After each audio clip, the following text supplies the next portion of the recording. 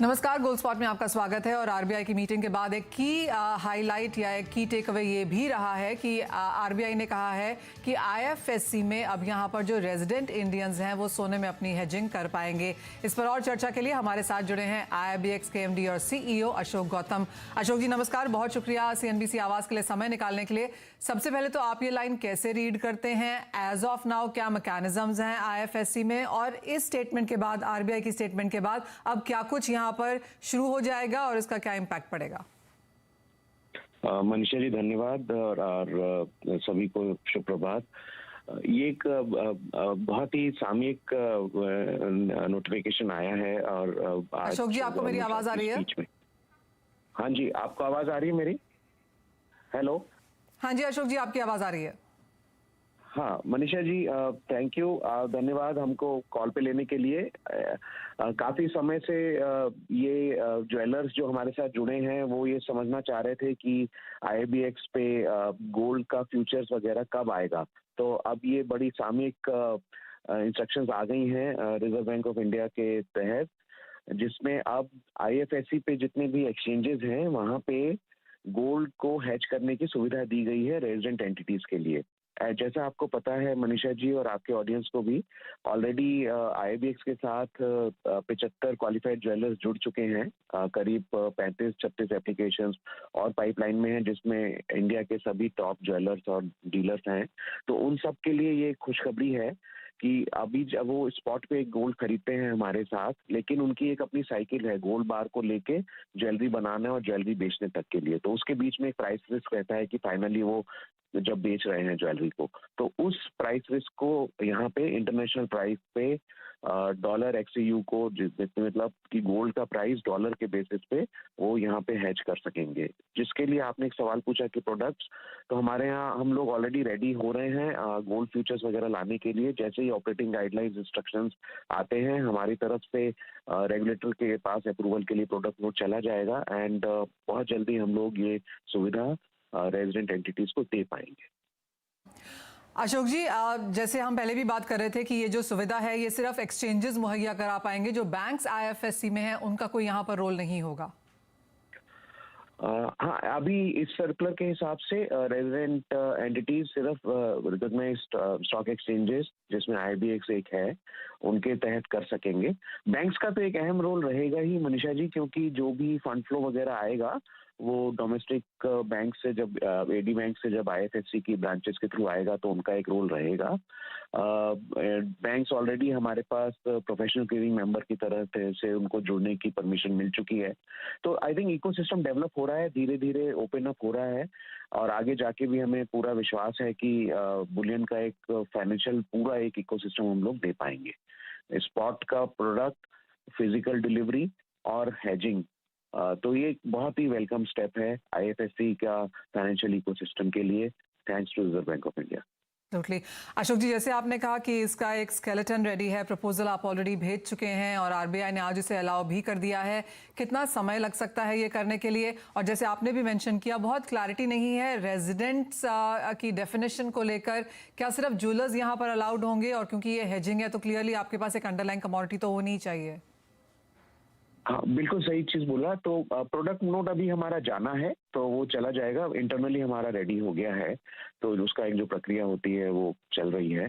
दूसरी एक जो चीज आपने बोली, इसमें रेजिडेंट एंटिटीज वर्ड यूज किया गया है, तो उसको समझेंगे कि क्या डिफाइन कर रहे हैं। तो मेरा मानना है कि उसमें क्वालिफाइड ज्वेलर्स को उसके तहत आने में कोई दिक्कत नहीं है, पर अदर देन क्वालिफाइड ज्वेलर्स और एंटिटीज किस तरह से आ सकती हैं, तो उसको हम समझते हैं कि वो क्या सर्कुलर बोलता है।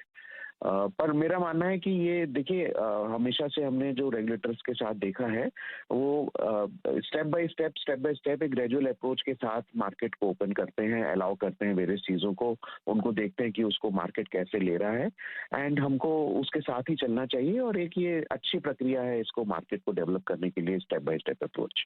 अशोक जी, एक और चीज़, जैसे जैसे हमने यहाँ पर स्टेप्स आते हुए देखे हैं सरकार की तरफ से सोने को लेकर, उसको एक एसेट क्लास के तरीके से ट्रीट करने के लिए, एक सिक्योरिटी के तरीके से ट्रीट करने के लिए, तो काफ़ी सारे स्टेप्स उस लिहाज से यहाँ पर लिए भी गए हैं। IIBX के ऊपर काफ़ी लोगों की नज़रें हैं, पूरी इंडस्ट्री की यहाँ पर नज़रें हैं, और माना यह जा रहा है कि ये एक बहुत अहम बड़ा स्टेप आगे जाके रह सकता है। और ऑफकोर्स बाजार काफ़ी तरीके से खुल रहा है, और भी यहाँ पर शायद इसे टीथ दिए जा सकते हैं आगे जाकर काम करने के लिहाज से। तो और क्या कुछ यहाँ पर पाइपलाइन में है, क्या एक्सपेक्ट किया जा सकता है? हाँ मनीषा जी, धन्यवाद। पाइपलाइन तो हम लोगों के पास काफ़ी बड़ी है, और हम चाह भी रहे थे कि आपसे एक बार बात करें हम लोग, बट थैंक यू। और देखिए, मैं बताता हूँ एक एक करके, अगर जितना टाइम है तो आप मुझे रोक दीजिएगा अगर मैं थोड़ा ज़्यादा लंबा खींच रहा हूँ तो। देखिए जी, उसमें अभी देखिए हम लोगों के पास वॉल्टिंग फैसिलिटीज़ जो हैं वो गिफ्ट IFSC में है। भारत सरकार की तरफ से ये अप्रूवल आ चुका है कि भारत में किसी भी SEZ में जहाँ पे IFSC के अप्रूवल से हम लोग चाहेंगे तो हम लोग IFSC अप्रूव्ड वॉल्ट्स ओपन कर सकते हैं। सो दैट मीन्स अभी जैसे गिफ्ट सिटी से ट्रेडिंग हो रही है, वो ट्रेडिंग तो इलेक्ट्रॉनिक है, डिलीवरी अभी गिफ्ट सिटी के वॉल्ट से है, लेकिन गोइंग फॉरवर्ड हम लोग कम से कम 4 या 5 वॉल्ट्स अक्रॉस इंडिया SEZ में खोलेंगे जहाँ पे IFSC के अप्रूव वॉल्ट्स होंगे, जहाँ से गोल्ड डिलीवरी हो जाएगी। और हम लोग एक और चीज, बहुत इंपॉर्टेंट चीज बताना चाह रहा हूँ मनीषा जी, 11 अक्टूबर को हमने पूरे मार्केट को डिमॉन्स्ट्रेट किया कि हमारा जो T+0 कॉन्ट्रैक्ट है वहाँ पे सेम डे डॉलर आया, सेम डे गोल्ड बार आई, सेम डे ट्रेडिंग हुई, और ट्रेडिंग के बाद BDR उनके अकाउंट में गई सेलर से बायर के, और फिजिकल गोल्ड डिलीवर हुआ एक दिन में। ये एक्सचेंजेस के इतिहास में पहली बार हुआ है, ग्लोबली बोल रहा हूँ, कि जहाँ T+0 में डील के बाद फिजिकल गोल्ड की डिलीवरी हो गई। इस साइकिल को और हम और इम्प्रूव करने जा रहे हैं, और अभी हम धीरे धीरे आपको बताएंगे। आज ही सारे पत्ते नहीं खोलूंगा लेकिन जो भी चीज हम बताएंगे वो आपको भी करेंगे, ताकि आपके ऑडियंस के थ्रू हम लोग ज्यादा से ज्यादा लोगों तक पहुंच सके। ऑलराइट अशोक जी, एक फाइनल सवाल मेरा यहाँ पर है। ऑफ कोर्स जैसे आपने कहा 11 अक्टूबर को आपने यहाँ पर एक ऑलमोस्ट हिस्ट्री बनते हुए देखी है। किस तरह की वॉल्यूम्स अब यहाँ पर हैं, आई एम श्योर डिजायरेबल, और जो आपके टारगेट्स हैं क्या आप उनको अचीव कर पाए हैं? किस तरह का नंबर फिलहाल हम यहाँ पर IIBX में देख पाए हैं? मनीषा जी, देखिए, मैं अभी भी ये कहूँगा कि अभी हम जो स्टेज है वो प्लोइंग ऑफ फील्ड जिसको बोलते हैं, अभी हम लोग तैयार कर रहे हैं खेत को।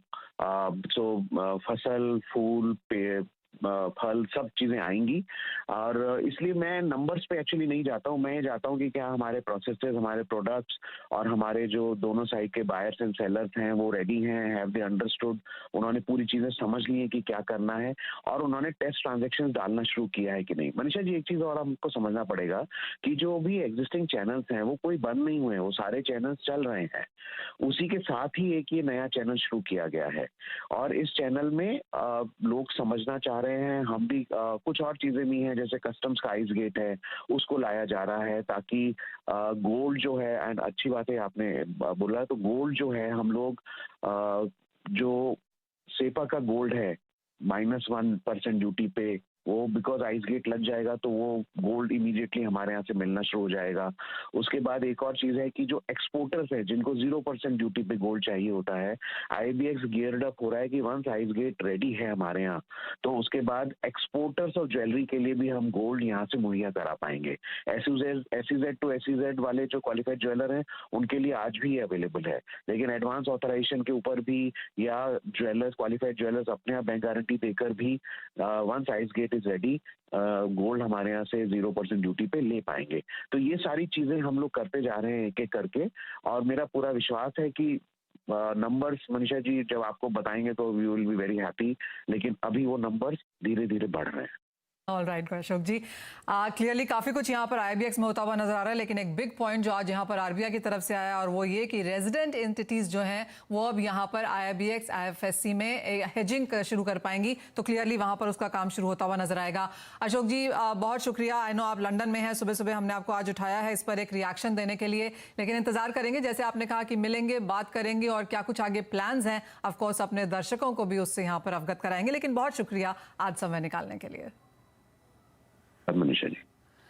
ऑलराइट, वो तो आरबीआई का एक की टेक अवे है जहां पर इंडियन रेजिडेंट्स अब यहां पर एंटिटीज रादर यहां पर हेज कर पाएंगे आईआईबीएक्स में, तो उसकी कुछ डिटेल्स हमने यहां पर आते हुए देखी। लेकिन ध्यान सीधा अब कच्चे तेल पर भी लेकर जाना चाहेंगे, क्योंकि यहां पर कल 4% की गिरावट हमने भावों में आते हुए देखी है और अब प्राइसेस 11 महीने के लोज पर हैं।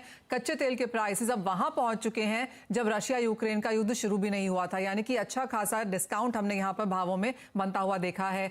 भाव आपकी स्क्रीन पर $80 के नीचे ब्रेंट का कारोबार है और नाइमेक्स अब यहां पर $75 के नीचे कारोबार करता हुआ नजर आया है। कल ही हमने यहां पर एक्चुअली ओएनजीसी के फॉर्मर चेयरमैन आरएस शर्मा से बात की थी और उन्होंने कहा था भाव 80 के नीचे चले जाएंगे। उस वक्त भाव 84 के आसपास काम कर रहे थे। मिस्टर शर्मा, द रीजन कि हमने आपको दूसरे दिन लगातार यहां पर इन्वाइट किया है क्योंकि ऐसा लग रहा है कि कच्चे तेल सीधा आपकी बात यहां पर सुन रहा है। हमने $5 की गिरावट यहां पर ओवरनाइट मार्केट्स में आते हुए देखी है। 79 के आसपास के स्तर अब आप कैसे देखते हैं बाजार?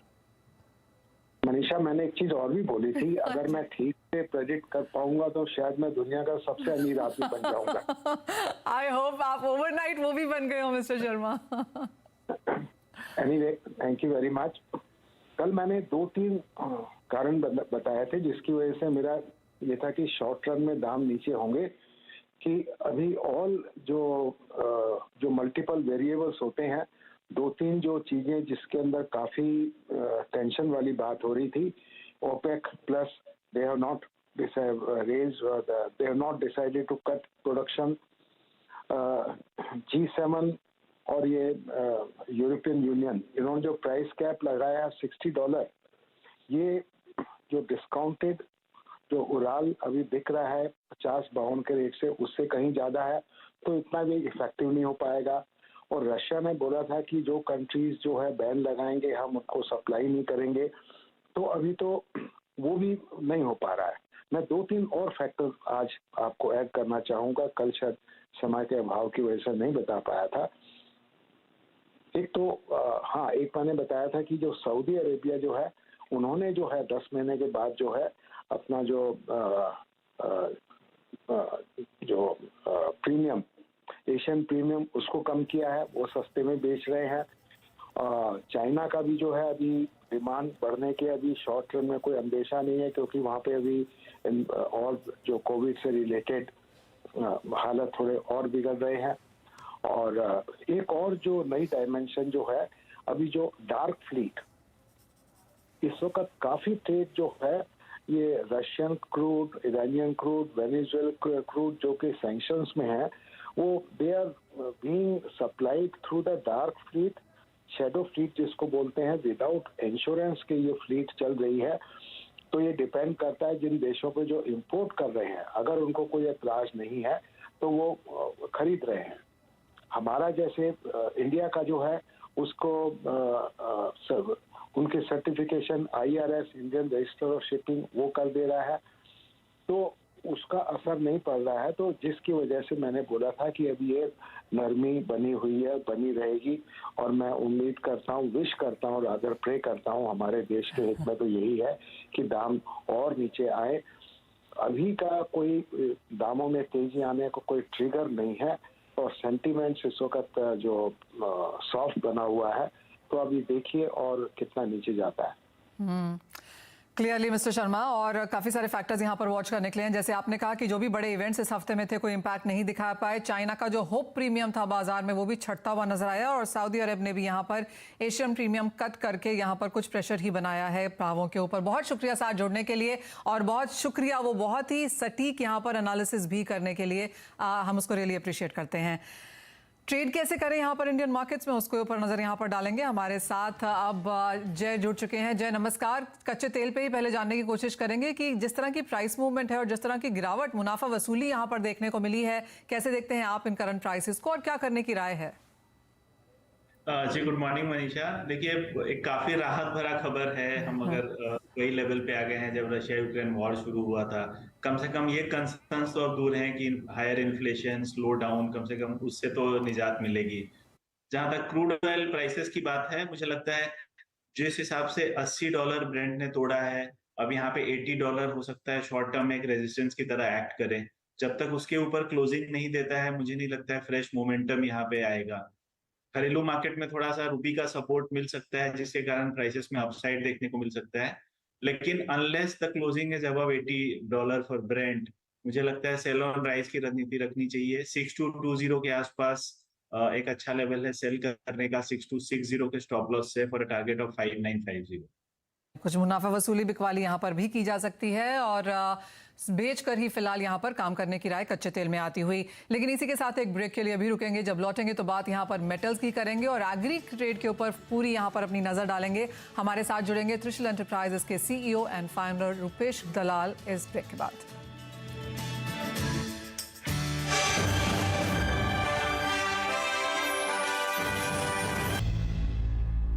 नमस्कार, बात अब यहाँ पर मेटल्स की कर लेते हैं, जहाँ पर कुछ मुनाफा वसूली सोने चांदी में भी आती हुई नजर आई है, क्योंकि डॉलर इंडेक्स 105 के पास फिर लौटा है और मेटल्स की तस्वीर आपके सामने है, जहाँ पर आज दूसरे दिन मुनाफा वसूली। जय, कोई टॉप ट्रेडिंग स्ट्रैटेजीज इस पूरे ही सेक्टर में? जी मनीषा, देखिए क्वाइट ऑब्वियस है यहाँ पे थोड़ा सा कूल डाउन आना, क्योंकि ISM के नंबर्स जैसे आए और अनएम्प्लॉयमेंट नंबर्स, लगता है कि फेड का स्टैंस स्ट्रिक्ट रहेगा, but I don't think so, क्योंकि देखिए कूल डाउन इफेक्ट जब स्टार्ट हुआ है अक्रॉस द ग्लोब, यहाँ पे इसका टेपरिंग इफेक्ट आने में थोड़ा टाइम लगेगा। तो मुझे लगता है आगे चल के जो टाइटनिंग अभी तक हुआ है इसका डेफिनेटली बेनिफिट देखने को मिलेगा। बेस मेटल्स सबसे बड़ा बेनिफिशियरी रह सकता है इसका, अपार्ट फ्रॉम सिल्वर। तो सिल्वर और कॉपर मुझे लगता है दोनों में आगे चल के तेजी कायम रह सकती है। बाई ऑन डिप्स की रणनीति रखनी चाहिए। सिल्वर यहाँ पे बहुत अहम रेजिस्टेंस जो अराउंड 63,500 का था उसको ब्रीच करने में कामयाब रहा है, तो पॉसिबिलिटी है कि ये 70,000 प्लस भी जा सकता है by end of this year itself. तो मैं सिल्वर में बुलिश हूँ। दूसरी तरफ कॉपर में भी मुझे लगता है कि अराउंड 690 के आसपास एक बेहतरीन मौका हो सकता है एंट्री करने का, for target of 720 and 730। Alright, तो चांदी और कॉपर में खरीदारी करने की यहाँ पर मेटल्स में राय है। जहाँ तक एग्रीकल्चर कमोडिटीज़ की बात है रुपेश, यहाँ पर आज का माफ़ कीजिए, आज का दिन भी मुनाफा वसूली वाला है। मसालों में स्पेशली जिस तरह का सेल ऑफ देखने को मिला है, यहाँ पर कुछ करने की राय?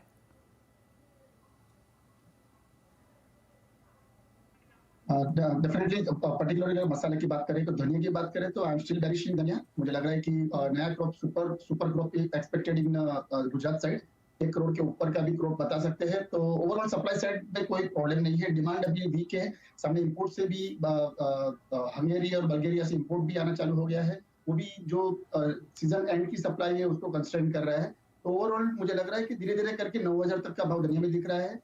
जीरा में भी उसके टोटली ऑपोजिट हूँ। मुझे लग रहा है एक बार जीरा वापस 27,500 का लेवल दिखा देगा नई सीजन से पहले। अभी वापस 10 तारीख को गुजरात जो मेन प्रोड्यूसिंग स्टेट है वहां पे वापस बारिश की बातें आ रही है, प्रिडिक्शन है। अगर बारिश होती है अभी दिसंबर महीने और जनवरी महीने की बारिश is not good for jeera crop. Jeera is a very very highly sensitive weather oriented crop. तो अगर बारिश आती है तो जीरा के क्रॉप पे सीधी असर होगी और ऑलरेडी कैरी ओवर स्टॉक बहुत कम है। तो मुझे एक बार लग रहा है कि 25,000 के नीचे जाएगा तभी जाके जीरा में मंदी की ओर जा सकता है, अदरवाइज इसके ऊपर अप ट्रेंड नहीं रहेगा। जबकि टर्मरिक में मुझे लग रहा है कि 8,000 के ऊपर अगर भाव जा रहा है अप्रैल वाला फ्यूचर, क्योंकि दिसंबर अभी ऑलरेडी एक्सपायरी के नजदीक आ गया है, 8,000 के ऊपर जाए तो उसमें सेल ऑफ कर सकते। ऑलराइट, तो एक खरीदारी की राय है, लेकिन धनिया और हल्दी में कुछ बहुत यहाँ पर मुनाफा वसूली एक्सपेक्टेड है। गुआर सीड, गुआर गम कैसे देखते हैं रुपेश? क्योंकि यहाँ पर पिछले 2 हफ्तों की अच्छी खासी तेजी के बाद इस हफ्ते हमने भाव बिल्कुल ठहरते हुए नहीं देखे। गवार सीड की पर्टिकुलरली बात करें तो मुझे लग रहा है कि 6,000 का पड़ाव क्रॉस करना बहुत जरूरी है। 6,000 के ऊपर जाता है तो सेल ऑफ आ जाता है, ऊपर से वापस सेलिंग प्रेशर आ रहा है। फंडामेंटली अगर देखें तो क्रॉप में क्वालिटी में उसमें कोई भी दिक्कत नहीं है। 1 करोड़ बोरी के ऊपर का क्रॉप अभी भी लग रहा है कि आना ही चाहिए, नो डाउट। राजस्थान ग्रुप जो तेजी वाला ग्रुप है थोड़ा एक्टिव हो गया है, उसके कारण थोड़ा तेजी की तरफ बाजार जा रही है। लेकिन फंडामेंटल्स की बात करें तो मुझे लग रहा है 6,000 के ऊपर अगर स्टेबल रहता है तभी जाके आगे की तेजी गवार सीड में आ सकती है। ओके, और एक फाइनल सवाल आपसे कॉटन पर, यहाँ पर क्या राय है? कॉटन अभी एमसीएक्स में देखें तो ओनली दिसंबर वाला फ्यूचर है, जनवरी वाला फ्यूचर अभी तक लॉन्च नहीं हुआ है। 10 साल में अगर देखें तो कोई भी कमोडिटी एक्सचेंज में cotton is the best commodity, जो 10 साल लगा है ये लेवल तक पहुंचने में। लेकिन अभी भी जनवरी के बाद का फ्यूचर क्या रहेगा वो मालूम नहीं है। तो ओपन इंटरेस्ट धीरे धीरे कम होते जा रहा है। फार्मर्स अभी भी अराइवल्स ला नहीं रहे बाजार में। ऑलमोस्ट 50 लाख बेल्स के ऊपर का स्टॉक फार्मर्स के हाथ में रहा है। मिल वाले 50 to 60% कैपेसिटी से काम कर रहे हैं। There is no export demand. तो ओवरऑल सिचुएशन देखें तो सप्लाई आ सकती है, लेकिन फार्मर्स अपनी अभी भी पकड़ बरकरार है। पहले बोल रहे थे दशहरा के बाद होगी, फिर बोले दिवाली के बाद अराइवल्स बढ़ेगी, फिर इलेक्शन आ गया, अभी देखते हैं इलेक्शन के रिजल्ट के बाद में अराइवल्स बढ़ती है कि नहीं बढ़ती। ऑल राइट, जी हाँ, काफ़ी सारे रीजन यहाँ पर बनते हुए नजर आए हैं और उसके बाद कहेंगे क्रिसमस आ गया, but anyways that's for another day. बहुत शुक्रिया जय और रुपेश साथ जुड़ने के लिए और उन तमाम कमोडिटीज़ पर अपनी स्ट्रैटेजीज हमारे दर्शकों के लिए बना के देने के लिए। इसी के साथ मुझे भी दीजिए इजाज़त, हम जब लौटेंगे तो पूरा एक्शन यहाँ पर फिर से डालेंगे इक्विटी मार्केट्स पर।